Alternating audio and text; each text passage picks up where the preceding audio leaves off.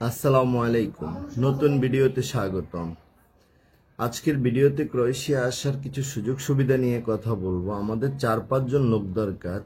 ক্রোয়েশিয়ার এই খারাপ সময়ে যে কাজ জানলে আপনি আসতে পারবেন সেই কাজ নিয়ে আজকে কথা বলবো। তার আগে বলে দিচ্ছি, মুকুল অ্যান্ড ফ্রেন্ডস থেকে মুকুল বলছি। মুকুল আলম আমাদের Facebook page, Mukul and friends YouTube channel. Video দেওয়া কোনো ইনফরমেশন যদি আপনার জীবন মান উন্নয়নে কোনো কাজে লাগে বা লাগবে বলে মনে হয়, তাহলে পেজে ফলো দিয়ে দেবেন এবং ইউটিউব চ্যানেলটা সাবস্ক্রাইব করে দেবেন। আজকে আমি যে বিষয় নিয়ে কথা বলবো সেটা হলো, ক্রোয়েশিয়াতে বর্তমানে অ্যাপ্লিকেশনটা বন্ধ। নতুন অ্যাপ্লিকেশন ক্রোয়েশিয়াতে হচ্ছে না। শুধু হচ্ছে খুব টপ লেভেল কোম্পানিতে, যেখানে কোম্পানি বেশ পাওয়ারফুল এবং পুলিশকে ফেস করার জন্য কোম্পানির মধ্যে কোনো ভয়ভীতি নাই। জেনুইনলি লোক লাগবে, জেনুইন কোম্পানি, তারাই শুধুমাত্র পুলিশ স্টেশনে যেতে পারে এবং পুলিশকে ফেস করতে পারে।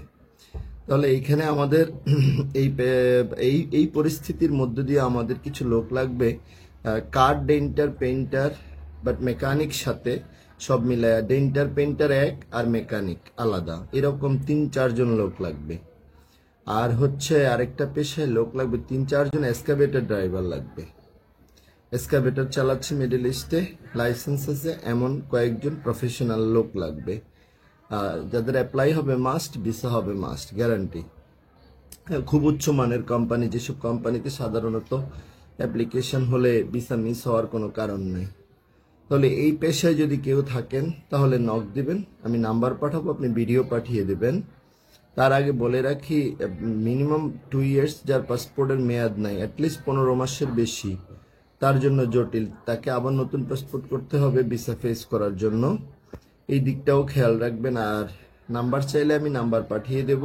শুধুমাত্র জেনুইন অ্যাপ্লিক্যান্ট আমাকে নক দিবেন, আমি আপনাদের সাথে কোঅপারেট করব। আর ক্রোয়েশিয়ার ভিসার বর্তমান অবস্থা যেটা, সেটা নিয়ে আলাদা ভিডিও বানাচ্ছি, আমি বলবো সেখানে। বর্তমানে ভিসার হার আগের থেকে কমে গেছে, কিন্তু অনেকে তারপরেও ভিসা পাচ্ছে, তাও অন্য অনেক দেশের তুলনায় ভালো। এখনো যে পরিমাণ ভিসা পাচ্ছে সেটা অন্য অনেক দেশের তুলনায় পার্সেন্টেজটা অনেক বেশি ভালো। তো এই পরিস্থিতির উন্নতি ঘটবে বলে আমরা মনে করছি, বিকজ গত সপ্তাহে নেদারল্যান্ড বাংলাদেশ হাই কমিশন থেকে ক্রোয়েশিয়াতে লোক আসছেন। এই বিষয় নিয়ে ক্রোয়েশিয়ান অথরিটির সাথে কথা বলেছেন। পরিস্থিতির উন্নতি ঘটবে বলে আমরা সবাই আশা করছি। সেই পর্যন্ত অপেক্ষায় থাকি সবাই।